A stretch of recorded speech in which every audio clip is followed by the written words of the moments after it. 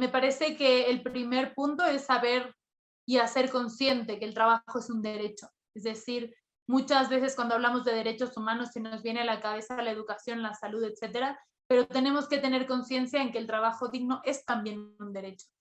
Después me gustaría ahondar en qué es el trabajo, porque muchas veces creemos que el trabajo es simplemente una acción que uno realiza, alguien le da un dinero y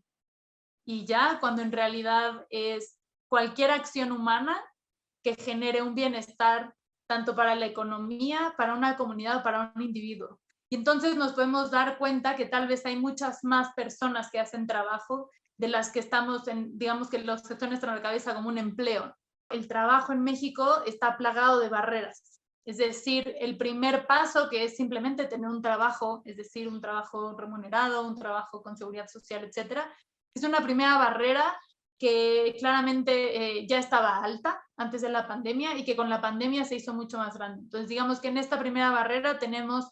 que la tasa de desempleo total estaba alrededor del 12% y era un indicador que en realidad no se movía, es decir, está bastante estable. ¿Qué pasó con la pandemia? Que hubo meses que tuvimos un desempleo hasta el 33% y cerramos el año pasado con una tasa del 17%. Y entonces podríamos pensar que la situación del mercado laboral en México se está estabilizando. Y en realidad lo que está pasando en esta famosísima recuperación es que claro que hay una recuperación inercial, es decir, muchas personas que no tenían ingresos de alguna forma tienen que sobrevivir y entonces empiezan a buscar trabajo como sea. Pero ¿qué pasa? Que son trabajos de mucha menor calidad, el subempleo, es decir, personas que trabajan menos de lo que podrían trabajar porque el mercado no les ofrece ese trabajo, pero pues se ocupan en algo. La subocupación se duplicó, es decir, de cierre del 2019 a cierre de 2020 fue el doble, me parece que es como de 2 a 4 millones de personas. Y también hay que revisar qué tipos de trabajo, qué tipo de remuneración. Y estamos viendo que más o menos cerramos el año pasado, que el 66% de las personas ocupadas no podían llegar al ingreso familiar, que es más o menos 6,400 pesos, que es el costo de 2 canastas básicas. De la relación entre el tema de la seguridad, la higiene en los centros de trabajo como parte de los derechos elementales laborales y por tanto entendiendo que los derechos laborales forman parte también de los derechos fundamentales en general humanos, digamos es un ámbito que parte de ahí hacia un espacio específico y una actividad específica, pero conforma parte relacional y dependiente del resto de derechos humanos. Es muy importante porque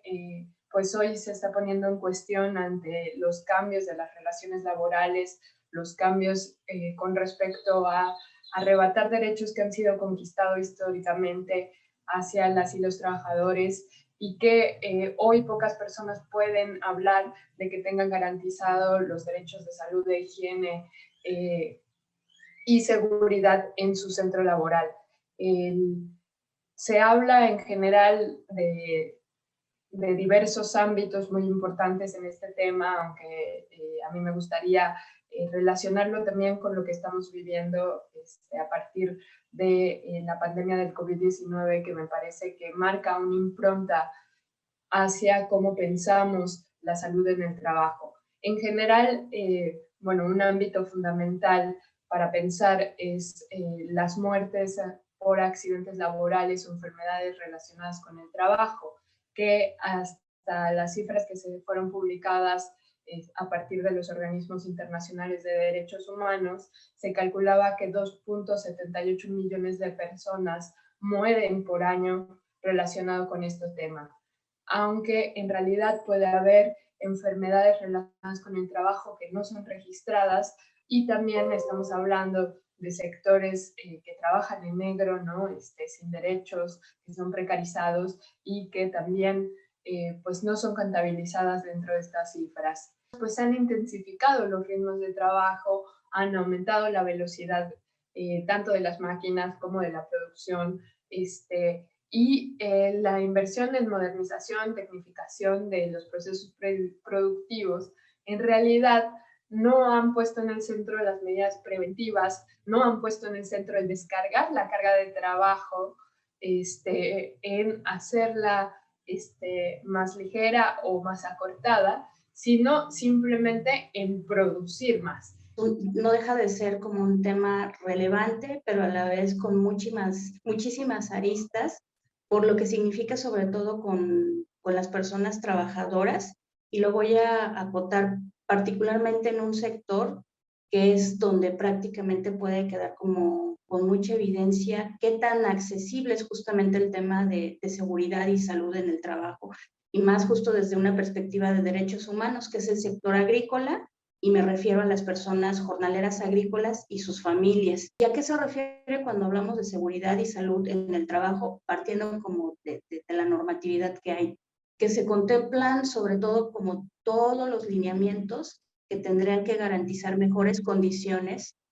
de las trabajadoras y trabajadores en los campos agrícolas. O sea, es decir, el contacto con agroquímicos, el contacto con maquinaria que pone en riesgo. De hecho, el trabajo agrícola está considerado como peligroso. Se ha tratado de centrar en el tema de niñas y niños trabajadores, pero eso no deja de ser riesgoso para cualquier persona que tenga algún tipo de vínculo, y más si está como en una jornada de trabajo manipulando productos o en la cosecha directa. Y que va de la mano con la salud por los riesgos y todo lo que implica. Eso no descarta el acceso a la seguridad social, que también es otro elemento que queda paralelo, porque un gran porcentaje de la población jornalera no tiene acceso a la seguridad social. Hay zonas en donde, aunque existe toda la disposición y normas oficiales que regulan y deberían de garantizar esto, tú entras a aquellos lugares donde, insisto, no son agroempresas, y encuentras a veces garrafas de los agroquímicos que se acaban de utilizar para rociar. Los lineamientos que señalan nuestra normatividad dice que a lo mejor se debe de rociar durante la mañana o en la tarde, después de que las y los trabajadores salieron del campo. Pero eso no significa que el que rocíes en la tarde, y si ella y él entran al surco y están manipulando con las manos el producto que cortan, no significa que el producto no está ahí. Mezclado en la tierra, mezclado en la planta, mezclado en el producto, mezclado en la zona donde ellos van a andar recorriendo los surcos, ¿no? De ida y vuelta para cosechar el producto. Todo el tiempo su cuerpo está expuesto directa o indirectamente a ese contacto. También menciona que se les debe de proveer un lugar donde no consuman sus alimentos cercano a esos cultivos. Eso tampoco existe, por lo menos si no es en una empresa grande, como en los campos que acabo de recorrer. Ahí impensable que pueda existir un comedor dentro del surco, aún retirado unos metros, que garantice que 40 o 100 trabajadores de estas cuadrillas realmente tengan un espacio higiénico donde van a poder probar sus alimentos. Lo hacen directamente en el surco. Que las personas que ejercen un trabajo remunerado en México no tienen lo suficiente para mantenerse ni a sí mismas ni a otra persona. Y después tenemos una población que está históricamente invisibilizada, que son, además de estas personas que están en desempleo, tenemos personas no disponibles para trabajar. Y dentro de ellas hay una población de 14 millones de mujeres que no pueden salir ni a buscar trabajo, ni siquiera tienen derecho a estar desempleadas, porque están haciendo labores de cuidado y del hogar. Y uno de los datos más escalofriantes que dábamos el año pasado en relación con esto es que hasta noviembre, 28%, es decir, un poco más de una de cada 4 personas que se murieron por COVID-19 eran amas de casa. Entonces vemos cómo esta relación entre derechos humanos, salud, seguridad y trabajo, ese balance o esta falta de balance de ver al trabajo como un derecho humano puede poner incluso en riesgo la vida.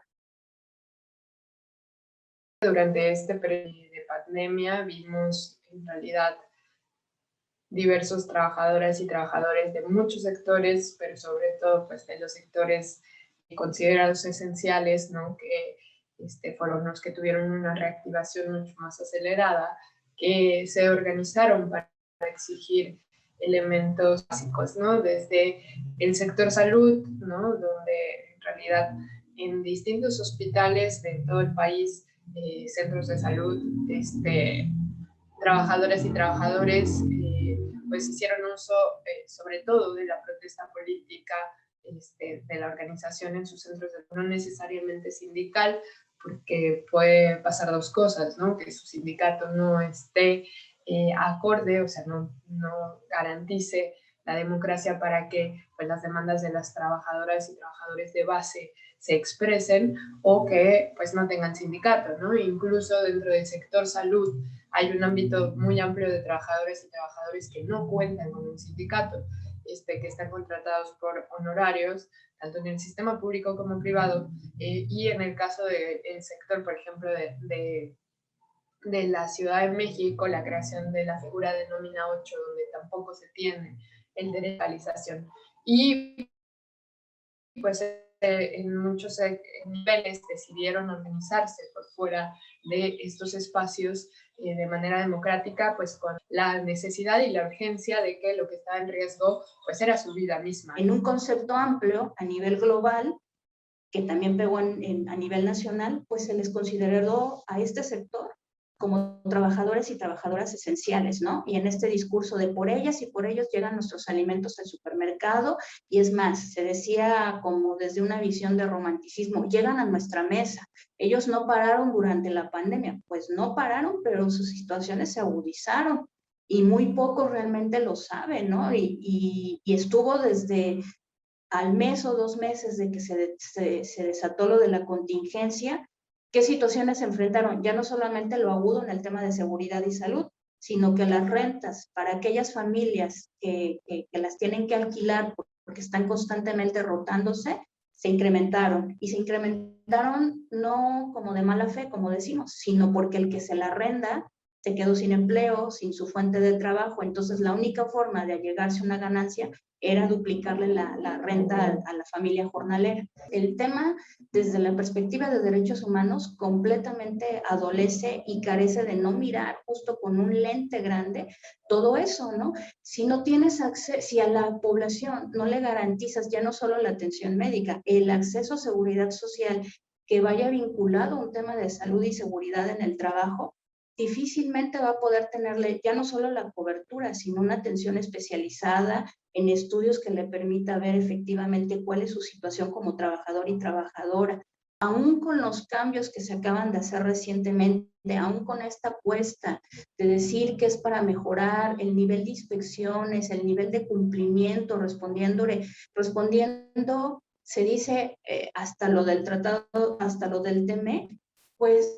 queda como mucho todavía de lado el cómo responder justo a esos estándares de derechos humanos que regulan y que son vinculantes, sobre todo para garantizar mejores condiciones de protección en esquemas de seguridad y salud en el trabajo. Esta idea que tenemos sobre la informalidad como una forma de ir por el margen de la ley y darle la vuelta al pago de impuestos y darle la vuelta a un montón de cosas, es en realidad una fuente o más bien una estrategia de sobrevivencia que tienen la mayoría de las personas que vivimos en México, porque de pronto, y lo decía, no es informalidad, es precariedad, porque les mencionaba que el 66% de las personas en México que tienen una ocupación no les alcanzan para 2 canastas básicas, pero quienes están en trabajo por cuenta propia, es decir, que no trabajan para alguien más y que no son empleadoras o empleadores, es el 79%. Entonces, casi 8 de cada 10 personas que trabajan por su cuenta no les alcanzan para 2 canastas básicas, y que de nuevo son 6,400 pesos en zonas urbanas y como 4,600 en zonas rurales. O sea, es verdaderamente un límite que podría parecer muy bajo, pero estamos viendo que la mayoría está debajo de ese límite. Efectivamente, pues nos quisieron vender la idea de el trabajo freelance, el trabajo sin una relación formal, el trabajo donde tú dependes de tu tiempo, donde tú organizas tus labores, tienes que cumplir con una tarea, pero no necesariamente en un horario, etcétera. Aunque esto termina en realidad sin ser incluso real, pero pues ha demostrado también la carencia de todos los derechos laborales que hoy, ante una situación de pandemia, pues se vuelve a poner en el centro. Con trabajadoras y trabajadores que no son reconocidos como tal, ¿no? que son ligados a el trabajo en apps, por ejemplo, repartidores de comida, ¿no? A Ubers o a algún servicio de este tipo, donde también hubo un nivel de contagios importante y pues donde se pone en evidencia justo que la precarización al final desencadena una violación de derechos consecuente, y que la precarización, se utiliza mucho la frase de la precarización mata, ¿no? Y es real, ¿no? De por sí es un sector que durante mucho tiempo ha denunciado la cuestión de, por ejemplo, quienes viajan en moto o en bicicleta sufren accidentes, en muchos casos en muertes, de los cuales la empresa a la que están asociados, entre comillas, ¿no? Porque no, por supuesto que no es una relación de asociación, ¿no? Es una relación subordinada, que pues es una base de las relaciones laborales, ¿no? Que en esta condición pues no generan ninguna responsabilidad, a pesar de que este accidente pues por supuesto se dé durante una jornada laboral o durante una tarea que forma parte de sus tareas laborales. Y que ahora pues en el caso de los contagios también pues por supuesto no se garantizaban ni los elementos básicos, y al mismo tiempo tampoco pues se hacían ninguna responsabilidad al haber personas infectadas, ni podían tomarse días como de sueldo, ni tenían acceso a la salud, ¿no? Lo cual pues dio continuidad a que justo pues esta organización que se había dado en relación a los accidentes sobre todo, pero también incluso asaltos que se sufren en Ubers o en espacios así, que también quedan sin ninguna responsabilidad, pues se profundizara sobre la necesidad de la reivindicación de reconocerlos como trabajadores. Que uno pensaría que, bueno, si ya rebasamos la barrera de tener un trabajo remunerado y ya rebasamos la barrera de además tener un trabajo asalariado con un jefe o jefa que tiene la responsabilidad de darme seguridad social, pues ya uno pensaría que ya tiene seguridad social, y pues estamos viendo que no. El 61% de las personas ocupadas no tienen seguridad social, pero de las personas que tienen un trabajo subordinado con remuneración salarial, es decir, un trabajo asalariado, como el empleo que tenemos en la cabeza, que es el normal, es el 41% el que no tiene seguridad social. Entonces nosotros decimos que estas son las personas informalizadas, ¿no? O sea, que cumplieron, que pasaron todas estas barreras, que además para algunas y algunos es todavía más alta, y de todas maneras no tuvieron seguridad social. Campos agrícolas está contemplado junto con la minería como las áreas prioritarias ahora dentro del programa de inspección para este año, el 2021. Pero es lo que insisto, ¿no? Si hablamos de campos agrícolas, pareciera que nos referimos a estos centros de trabajo donde hay maquinaria, donde hay cableado, donde hay al final una infraestructura que permitiría ver que efectivamente se estén garantizando condiciones idóneas para un trabajador o trabajadora. Pero si tú te vas a un surco a 3 kilómetros hacia adentro, donde siembran chile, jitomate y otra variedad de productos, ahí no hay paredes, ahí no hay infraestructura. Hay 40 cuerpos encorvados que pareciera que se responde al cumplimiento de empresas, pero no desde una perspectiva de derechos humanos, no desde una perspectiva del cuidado de la persona como tal, y no de la perspectiva del acceso y la garantía que debiera de ver sobre esos derechos, en qué significa realmente tener seguridad y salud en el trabajo, más pensado para sectores precarios como el agrícola, que también atraviesa por qué tipo de garantías, aparte de la seguridad social, le debes de garantizar a un trabajador, por ejemplo, un jornalero o jornalera que va a un campo de cultivo, pues guardería para que las niñas y los niños no estén expuestos a ese tipo de situaciones. Por ahí atraviesa un esquema de seguridad y salud en el trabajo. Por viviendas que tengan espacios dignos, deseables, ¿no? Seguros, no solamente para que dejen a sus niñas y a sus niños, sino también para su familia en su conjunto. que se pudieran desarrollar esquemas de cuadros de salud preventivos, informativos y de seguimiento para estos ciclos de vida, ¿no? O sea, ustedes de verdad debieran si ven a una mujer o a un hombre jornalero, pueden ver en la textura de su piel, ¿no? La piel no solamente es que esté consumida por el sol, sino el solo hecho de que estén consumidas por las condiciones en las que trabajan, su rostro y su piel y su cuerpo en sí se les consume en 20 años. Primero, hay que pensar, por ejemplo, la importancia de recuperar las comisiones de higiene y seguridad. Sin embargo, el acceso de esas comisiones, ahora justo que se ha debatido todas las condiciones elementales para el regreso o para la garantía de la salud en el marco de la pandemia, pues nos damos cuenta que las y los trabajadores estamos completamente ajenos de eso. En realidad, pues quienes pueden acceder a intervenir en esas comisiones de higiene y seguridad en los centros de trabajo donde hay, porque también hay que decir que en muchos centros de trabajo no existen, en realidad son sectores que están sindicalizados y bueno, se enfrentan a pues primero ver si su sindicato tiene algún elemento de participación democrática o no lo tiene, ¿no? Si lo tiene, bueno, habrá más posibilidad de discutir estas condiciones asociadas a la salud y a la salud ocupacional y también asociada a los riesgos del trabajo por enfermedades o accidentes relacionados con la propia actividad. El considerar también una relación mucho más cercana y profunda de los trabajadores, su centro de trabajo y las cuestiones de salud preexistentes que impliquen identificar, canalizar a trabajadores que en general tienen una situación de mayor vulnerabilidad por enfermedades crónicas, embarazos, alergias, etcétera, donde pues es tener en cuenta esos elementos puede, no solo en el marco de la pandemia, sino en general, salvar a las y los trabajadores frente a una situación de riesgo en el trabajo. Pero poner